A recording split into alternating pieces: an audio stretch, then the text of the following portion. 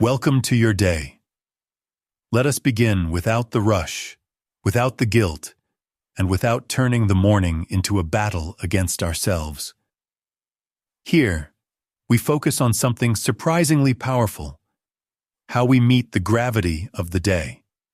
And by gravity, we mean both the physical sensation of carrying our bodies through the hours and the mental weight that arrives with thoughts like, "I have to fix this," or "I need to earn my rest." When you approach the morning with intention and gentleness, you set the tone for everything that follows. Let's start in the very first minutes of consciousness. Before the phone is in your hand, before you scan the day's landscape for sources of stress, take one slow, deliberate breath in through your nose and out through your mouth. And again. Notice the simple, honest movement of your chest and belly. This is not empty ritual. This slow, deep breathing is a direct signal to your nervous system, a message of safety that can make hunger and cravings feel less like emergencies. Hunger becomes information, not pressure. Next, a gentle body check-in, a quiet conversation that takes less than a minute.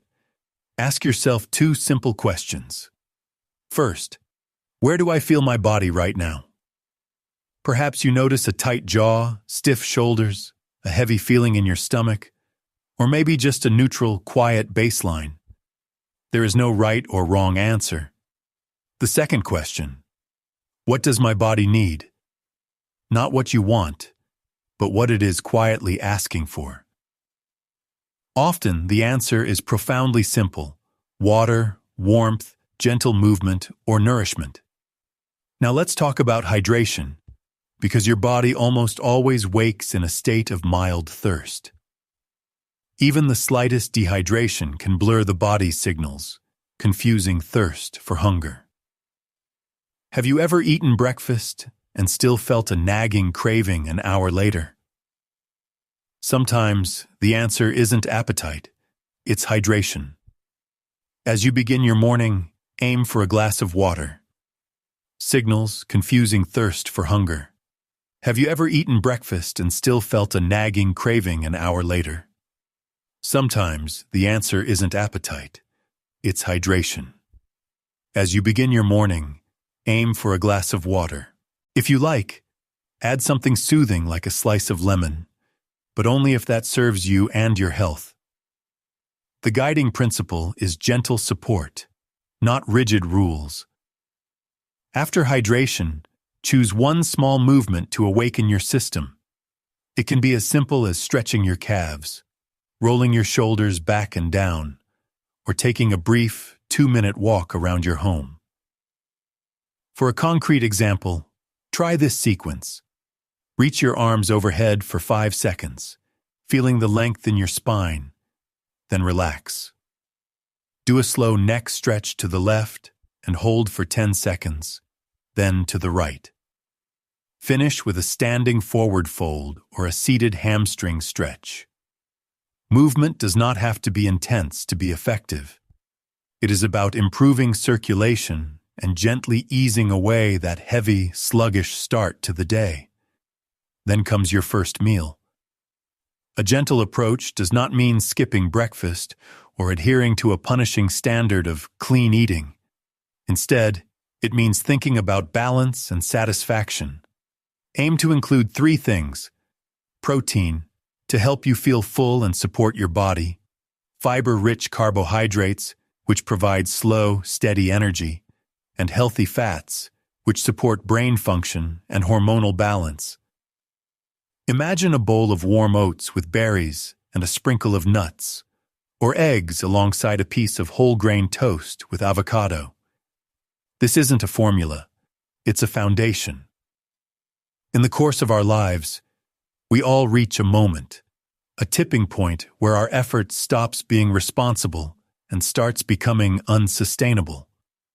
You are carrying something that is simply too heavy, too complex, too emotionally draining. You can feel its weight in your body. Sleep becomes shallow. Patience wears thin. mistakes begin to multiply. This is your cue to do something that feels counterintuitive, but is incredibly powerful: to hand over what you cannot carry alone. First, let's be clear about what it means to carry a load alone. Sometimes the limit is physical capacity. You are literally at your maximum. Other times, the limit is time. If one person is trying to manage full-time work, caregiving, household logistics, and personal well-being, the load isn't just heavy. It is mathematically impossible. And sometimes, the limit is expertise. You can be a deeply dedicated person and still not possess the technical knowledge required for legal filings, medical decisions, or complex financial strategy. Carrying that weight alone doesn't make you more capable. It only increases the risk. A crucial mental shift is this: asking for help is not a confession of failure. It is an acknowledgement that tasks have rightful owners. In every effective system, from families to workplaces to communities, responsibility is shared. The goal is not to dump your burden onto someone else. The goal is to match the right kind of support to the right kind of need. Here is a practical way to begin. Instead of seeing a single, overwhelming mountain of burdens, begin to inventory them. Some tasks are truly yours. They fit your role, your energy, and your skill set. Other tasks, you will find, are not doable by you alone. They require more hands, more hours, or a specialized wisdom you do not possess. And a third group of tasks, upon honest reflection, should never have been yours at all. These are the burdens you've carried out of guilt, habit, or fear, rather than genuine responsibility. Once you identify what must be shared, you can hand it over strategically. Delegation works best when it is specific. Instead of a vague plea, "Can you take care of that?" Try a clear invitation. "I need this registration form completed by Friday at 3 p.m., and then I will review it for accuracy." That kind of clarity transforms a vague hope for help into an actionable partnership. Let's make it even more concrete. Imagine you're organizing a household where bills, schedules, and school forms all land on your desk. If you only hand over the tasks, you miss the hidden work, the context. The solution is to share the map, not just the assignments. Create a simple guide. Due dates, login details stored safely, where documents live, and what done truly looks like. Even better, include a quick example. "Last month's payment confirmation email looked like this," or "The form should be signed right here." People often struggle not because they are unwilling, but because they don't have the full story. There is also a vital emotional layer to handing things over. We often hesitate to ask for help because we worry we'll sound needy, or we assume others won't be willing to step up. But in many settings, especially in families and teams, people are waiting for an invitation to contribute in a meaningful way. In this next moment, let us slow down and pay attention to something that is remarkably easy to miss. God's steadfast presence often reveals itself in the smallest of moments, not only in the grand milestones, but in the quiet, ordinary spaces where we don't expect anything spiritual to happen. Consider how much of our lives are made of tiny transitions: turning a key in a lock, pouring a cup of coffee, waiting for a page to load, walking past a stranger in a hallway. These moments can feel too small to matter. But God's faithfulness does not operate only on dramatic stages. His presence can be felt in the background of everyday life, as steady and reliable as a heartbeat. For example, imagine you're rushing, late for an appointment, your mind tangled with deadlines, and you reach for your phone. You notice the anxiety rising in your chest, and then without warning, a simple thought arrives. Pause. Breathe. God is here. You might not have time for a long prayer. Still, you stop for a single breath, and you speak a short sentence, something like, "Lord, help me." That is not an accident. That quiet interruption can be a profound reminder that God is actively present, not just waiting for you when life finally becomes calm. Another small moment reminder often occurs when we are tempted to respond harshly, perhaps in traffic or during a misunderstanding with a loved one. Your first impulse is to lash out, but suddenly you are given a moment of restraint. You catch yourself before you speak, or you feel a gentle prompt to send a different message. "I'm sorry. I didn't mean for it to sound that way." In a life of faith, that internal shift is significant because it reflects God working in real time, shaping our reactions and our relationships. Many describe this kind of inner check as the Holy Spirit's gentle guidance, a quiet awareness that God cares deeply about how we treat people, especially when we are frustrated.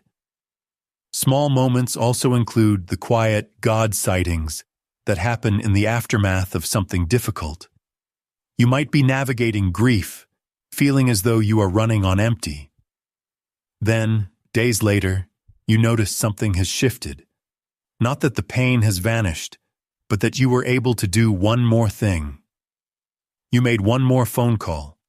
You completed one more routine task. You got through one more bedtime with your child. Those are not just signs of human resilience. They can also be quiet evidence of God's sustaining presence. Scripture often portrays God's help as ongoing, not just an emergency intervention. The truth is not that believers never feel weak. It is that our weakness does not mean we are abandoned. There is also the moment of clarity when you realize you have been carrying a worry alone for far too long. You are overwhelmed by a problem you cannot control. And then, a calm realization lands in your soul. I do not have to hold this by myself.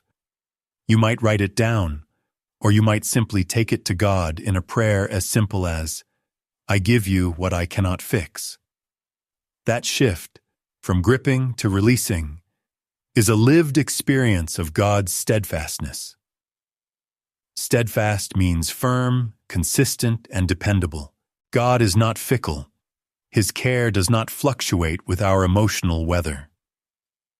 Let us now talk about a kind of hope that many of us pray for, but sometimes without noticing the crucial difference between a hope that feels good and a hope that can stand. First, there is the hope that feels good. This hope is often tied to immediate relief. You pray, the pressure loosens, and your heart settles. This is not false. It is human. It can even be a profound mercy from God. But if our hope depends entirely on the absence of pain, what happens when the pain returns? A hope like that tends to wobble. It is more like a mood than a foundation. But a hope that can stand is different. This is the kind of hope that holds steady even when circumstances do not instantly change. It is not denial. It is not pretending that everything is fine. It is a quiet confidence, rooted in God, that refuses to collapse, even under immense weight. The New Testament describes this kind of hope as something that strengthens, rather than just soothes. Romans chapter 15 verse 13 connects hope with joy and peace, but it also speaks of hope as something God fills you with through the power of the Holy Spirit. This means that true hope is not merely manufactured by our own willpower. It is carried by God's presence within us. So what does praying for a hope that can stand look like in real life? Picture someone facing a chronic illness. They might pray, "God, please heal me right now." And they might feel encouraged when their symptoms ease for a day. But then the symptoms flare again, and fear rushes in. A prayer for a hope that can stand might sound more like this: God, if healing comes, I will receive it with gratitude. And if healing does not come immediately, keep my heart faithful. teach me endurance. Give me courage for the next appointment, the next hard night, the next difficult conversation. The prayer shifts from only make the pain stop to build the backbone of my hope. Here is another example. Someone grieving a profound loss. A hope that only feels good might be a prayer that insists the tears will stop quickly. But a hope that can stand is still tender, yet far steadier. It might sound like this: God, hold me when I cannot hold myself. Help me to believe that love does not end with death. Keep teaching me how to live with this absence, without letting despair win. Notice what is happening. The prayer is not ignoring the grief. It is asking God to sustain the soul through the grief. This distinction matters because the Bible frequently treats hope as an active, not a passive state. Hope is not just a feeling you wish would show up. It is something you anchor to. Hebrews chapter 6, verse 19 describes hope as an anchor for the soul, firm and secure. An anchor does not remove the waves. It keeps the ship from being swept away by the storm. This means that hope can be both spiritual and practical. It can shape our decisions, our speech, and our endurance, not just our emotions. So when you pray for a hope that can stand, you are asking for a certain kind of resilience. You might pray for stability in your mind. God, keep my thoughts from spiraling into worst-case scenarios. Replace my panic with your trust. You might pray for strength in your actions. Give me the grace for obedience today, even if I don't feel like it. When life feels heavy, whether you are dealing with grief, anxiety, illness, or just that quiet exhaustion that builds over time, there is something powerful in asking for comfort, healing, and renewed strength. Not just once and not just in your head, but as an intentional practice. In spiritual traditions and in simple human experience, the act of asking is a way of saying, I am not pretending this doesn't hurt. I am turning toward help. Let's begin with comfort. Comfort does not always mean a dramatic change in your circumstances. Sometimes, comfort is smaller and more tangible than we expect. It might be the moment you can finally take a full, deep breath again. It might be when you notice your body loosening after days of tension. Comfort can look like sleep that comes more easily, an appetite that returns, or feeling a little less alone for just a few minutes at a time. In those moments, you are not giving up. You are being cared for. Healing is the next layer. Healing can be physical, emotional, relational, or spiritual, and it rarely happens on a straight line. You might feel better for a week, and then have a difficult day. That does not mean you are back at zero. Healing often works like the tide. Progress rises, recedes, and then comes in again, often stronger than before. For example, someone recovering from a stressful event may start by being able to go to work again. Later, they may regain the ability to enjoy hobbies, and later still, they may feel safe enough to plan for the future. That is healing in stages. When you ask for healing, it helps to be specific. Instead of only saying, I need help, try something like this. I am asking for relief in my body, for less pain, more rest, and steadier energy. Or, I'm asking for emotional healing, for patience with myself, courage to face difficult feelings, and wisdom for what to do next.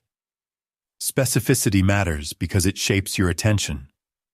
Your mind begins to search for the kind of support you have named, the resources, conversations, routines, and guidance that match your true need. Now, renewed strength. This is where many of us get stuck. We think strength means we should feel fearless, or that we should be able to handle everything on our own. But renewed strength is often about the simple ability to function again. It is the capacity to take one more step, even if you are not fully confident. It is the courage to try. It is the decision to get a glass of water, to take your medicine if you need it, to call someone who can listen, or to do one small task even when your motivation is low. A powerful example is someone who has been under chronic stress. They may not suddenly feel emotionally strong, but they can become stronger in their behavior. Perhaps they begin by setting a consistent bedtime. They start taking short walks, reducing caffeine, or limiting their exposure to stressful news at night. These are practical forms of renewed strength. When you are struggling, these small actions can become spiritual acts of trust, living proof that you are still moving forward. Now let's talk about what you do after you pray. The prayer is not sealed only by finishing the words. It is sealed by what you carry back into the rest of your day. A sense of peace, a spirit of gratitude, and a quiet courage for tomorrow. First, let's make peace practical. Peace is not just a feeling that magically appears. It is something you choose to receive and to steward. When you wrap up your prayer, take a deliberate pause. Do not rush immediately into your next task, as if you never prayed at all. Instead, sit for 10 slow breaths. With each inhale, imagine your thoughts settling, like dust in a quiet room. With each exhale, imagine releasing the what-if pressure you were holding in your body. This kind of intentional pause helps your body transition out of a state of stress. You can think of it like closing a door after an important conversation. Everything in the room is now quiet and protected. This idea connects strongly to a promise found in Philippians chapter 4. It says that when you bring your requests to God with thanksgiving, you will be met with a peace that guards your heart and your mind. That word, guards, is important. Peace is not merely comfort. It is protection against the mental replay of worry. So as you end your prayer, you might say something like, God, thank you for hearing me. Please guard my heart today. Then, very intentionally, switch your focus from repeating the problem to receiving the provision. This does not mean the problems disappear. It means your inner world is no longer dominated by them. Next comes gratitude, because gratitude is the bridge between asking and trusting. Many people treat gratitude like a decoration at the end of a prayer, but in practice it is more like a reorientation of the soul. Gratitude tells your mind, even before the answer arrives, there is something real and good to honor right now. That changes the emotional atmosphere of your prayer, and it often changes how you interpret everything that follows. Here is a simple, concrete method. End your prayer by naming 3 specific things for which you are thankful. Not a general, thanks for everything, but specific.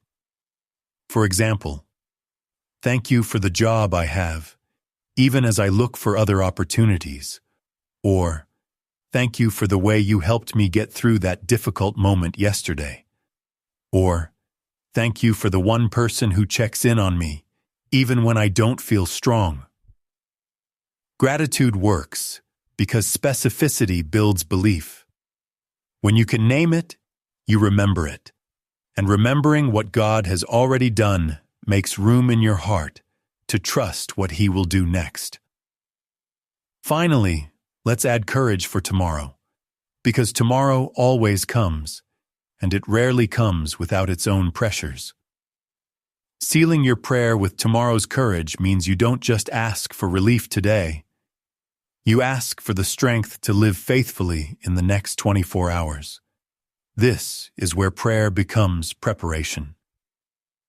A helpful way to do this is to choose one tomorrow moment and ask God to help you meet it. Perhaps tomorrow includes a difficult meeting, a tough conversation, an appointment you are nervous about. or simply another day of emotional strain. You might pray, God, tomorrow when I face that conversation, give me words of wisdom and a heart of peace. Go before me and be with me in it. This act of entrusting the future to God, one day at a time, is the final seal on a prayer for hope when life feels heavy.